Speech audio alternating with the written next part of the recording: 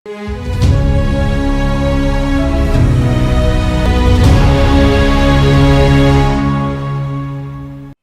दोस्तों, राजनीति की बातों में आपका स्वागत है। मैं हूं आपका दोस्त धर्मेंद्र कंवाली।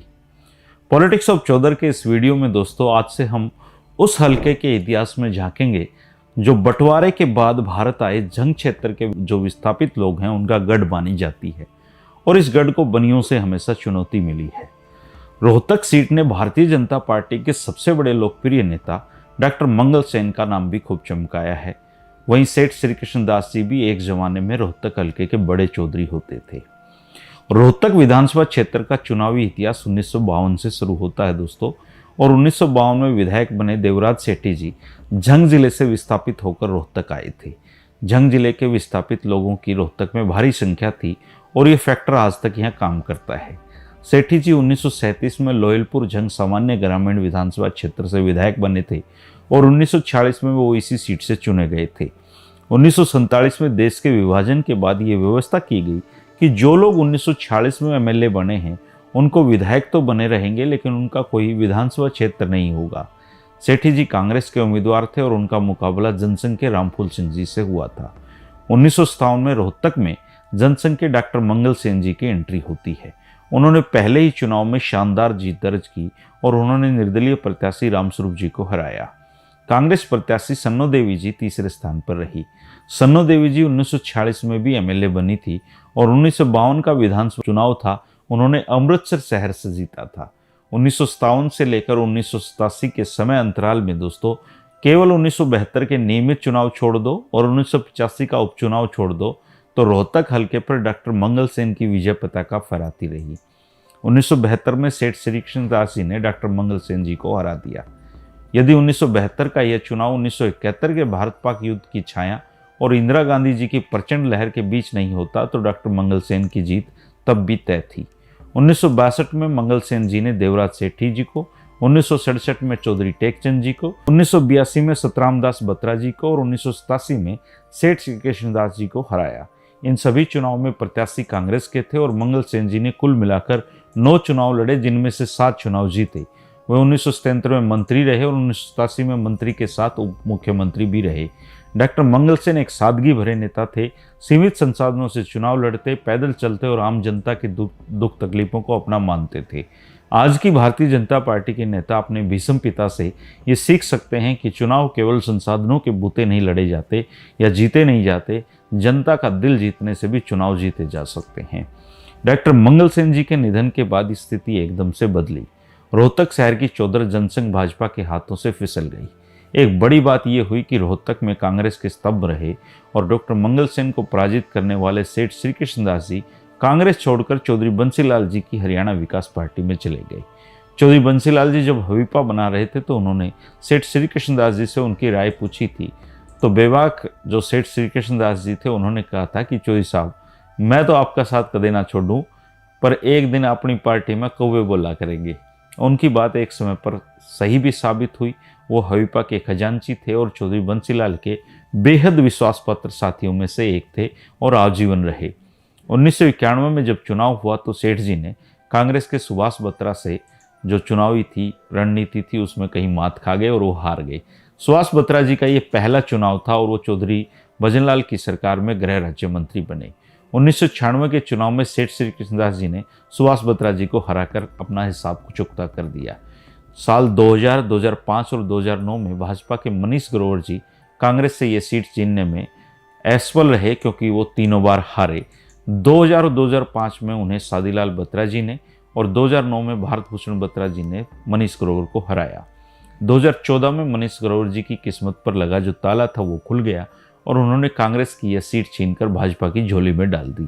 लगातार 3 हार के बाद चौथे प्रयास में विजयी हुए मनीष ग्रोवर को राज्य मंत्री के रूप में खट्टर मंत्रिमंडल में जगह मिली और इस तरह रोहतक विधानसभा क्षेत्र से डॉक्टर मंगल सेन, सेठ श्री कृष्ण दास और सुभाष बत्रा के बाद जो मंत्री बनने वाले चौथे विधायक थे वो मनीष ग्रोवर जी थे। 2014 में जब भाजपा ने रोहतक की सीट जीती तो हुड्डा परिवार के लिए बहुत बड़ा धक्का था। सारे हरियाणा में ये मैसेज गया कि जिस रोहतक में हुड्डा ने सर्वाधिक काम करवाए वो वहीं पर अपनी सीट नहीं जिता पाए। 2019 में हुड्डा परिवार ने बीबी बत्रा जी को जिताने के लिए पूरा दम लगा दिया और बत्रा जी मनीष ग्रोवर जी को हराने में कामयाब हो गए। इस कामयाबी में जो रोहतक के जाट वोटर हैं उनका बड़ा योगदान रहा। रोहतक विधानसभा क्षेत्र में प्रारंभ से ही कांग्रेस और भाजपा का वर्चस्व रहा है और एक तरह से यह सीट पंजाबी समुदाय के लिए आरक्षित सीट मानी जाती है। सेठ श्री कृष्णदास जी के अलावा शेष जो 6 विधायक थे वो पंजाबी समुदाय के रहे हैं। 1968 के बाद सभी चुनाव में कांग्रेस ने बत्रा प्रत्याशी ही सीट से खड़े किए हैं और भाजपा ने डॉक्टर मंगल सेन के निधन के बाद 1991 में सुंदरलाल सेठी को लड़वाया और उसके बाद भाजपा मनीष ग्रोवर पर ही दांव लगाती रही। रोहतक विधानसभा के चुनाव से जुड़े कुछ एक दिलचस्प अगर तथ्यों की हम बात करें तो उनमें सबसे पहले 1957 के चुनाव से जुड़ी बात याद आती है। इस चुनाव में तीसरे स्थान पर रही कांग्रेस की जो प्रत्याशी सन्नो देवी जी थी और विजयी रहे डॉक्टर मंगल सेन जी थे। सन्नो देवी जी ने अदालत में उनका जो चुनाव था इस आधार पर उसको चुनौती दी थी कि मंगल सेन भारत के नागरिक ही नहीं है, लेकिन अदालत ने चुनाव सन्नो देवी जी के जो पक्ष में था, अदालत का फैसला नहीं आया और मंगल सेन की नागरिकता जो थी असंदिग्ध नहीं पाई गई। वो अदालत में खुद को भारतीय साबित करने में सफल रहे। सन्नो देवी जी ने 1962 में जगाधरी विधानसभा क्षेत्र से भी वो विधायक चुनी गई थी और हरियाणा के अलग राज्य के रूप में आने से वो विधानसभा अध्यक्ष चुनी गई। वे 6 दिसंबर 1966 से 17 मार्च 1967 तक हरियाणा विधानसभा की अध्यक्ष रही। सन्नो देवी जी देश की सबसे पहली महिला विधानसभा अध्यक्ष थी। 1972 में डॉक्टर मंगल सेन सरीखे तुरुमखा को हराने वाले सेठ श्री कृष्णदास जी को कांग्रेस ने 1982 में उम्मीदवार नहीं बनाया था, तो सेठ जी ने अपने छोटे भाई हरिमोहन को आज़ाद उम्मीदवार के रूप में मैदान में उतार दिया था। इसका नतीजा ये हुआ था कि कांग्रेस प्रत्याशी सतराम दास बत्रा मंगल सेन जी से मात्र 380 मतों से हार गए थे।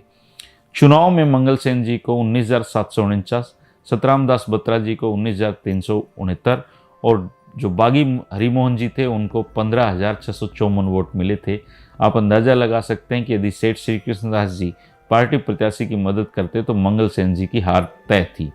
इस चुनाव में पराजित कांग्रेस उम्मीदवार 2009 में विधायक रहे भारत भूषण बत्रा जी के पिता थे और सादीलाल बत्रा ही रोहतक के इकलौते ऐसे विधायक रहे हैं जिन्हें राज्यसभा सदस्य बनकर दिल्ली जाने का मौका मिला है। 2009 और 2019 है उसमें फिर बत्रा जी ही विधायक हैं। रोहतक पंजाबी बनाम लोकल जंग के लिए भी बहुत मशहूर रहा है। कई अन्य शहरी विधानसभा क्षेत्रों में पंजाबी बनाम लोकल की जंग होती है, लेकिन पंजाबी समुदाय के सबसे बड़े और चर्चित नेता डॉक्टर मंगल सेन की राजनीतिक सक्रियता का केंद्र चूंकि रोहतक था, तो रोहतक में यह जंग कुछ ज़्यादा ही तीखी रहती है। आमतौर पर इन सीटों पर सभी दल पंजाबी प्रत्याशी उतारते हैं ताकि सभी की बहुसंख्यक समाज में स्वीकार्यता बनी रहे, लेकिन कई मामलों में वैश्य प्रत्याशी खड़ा करके प्रयोग किए जाते हैं। एक उदाहरण मैं आपको बताता हूँ। 1972 में डॉक्टर मंगल सेन को धूल चटाने वाले लोकल सेठ श्री कृष्णदास जी को 1982 में कांग्रेस ने टिकट नहीं दिया, बल्कि उनकी दावेदारी को दरकिनार करके पंजाबी समुदाय से ही सतराम दास बत्रा को मैदान में उतार दिया। कुपित सेठ जी ने अपने भाई हरिमोहन जी को आज़ाद खड़ा किया और हरिमोहन हार गए, लेकिन सेठ जी ने कांग्रेस से को भी जीत से वंचित कर दिया। इसके साथ ही ये सिद्ध कर दिया कि बिना पार्टी के भी उनका जनाधार है। इसी जनाधार के बूते सेठ श्री कृष्णदास जी ने 1985 के उपचुनाव में यह सीट जीतकर कांग्रेस की झोली में डाल दी और फिर 1996 में हरियाणा विकास पार्टी के उम्मीदवार के रूप में उन्होंने फिर से सीट जीत ली। सेठ श्री कृष्णदास जी के जो बेटे हैं मनमोहन गोयल जी, वो फिलहाल रोहतक नगर निगम के चेयरमैन हैं और भाजपा में हैं। तो ये थी दोस्तों पंजाबी बाहुल्य सीट रोहतक की कहानी। आगे हम जो हर एक विधानसभा क्षेत्र की कहानी जानेंगे, कल हम कलानौर की कहानी जानेंगे। आपसे एक रिक्वेस्ट है कि इस दौरान जिन जिन नेताओं के नाम आए हैं, अगर आप उनके बारे में कुछ अलग से जानकारी आपके पास है या आप उनके परिवार से संबंधित हैं, तो आप कमेंट करके जानकारियों को समृद्ध कर सकते हैं। जो जानकारियाँ मुझसे छूटी हैं आप उनको आगे बढ़ा सकते हैं, तभी इन वीडियो को फ़ायदा है। 3 बजे की हमारी राजनीति की बातों की दोस्ती दोस्तों चलती रहेगी। जो नए साथी हैं वो चैनल को सब्सक्राइब कर लें। शुक्रिया, नमस्कार।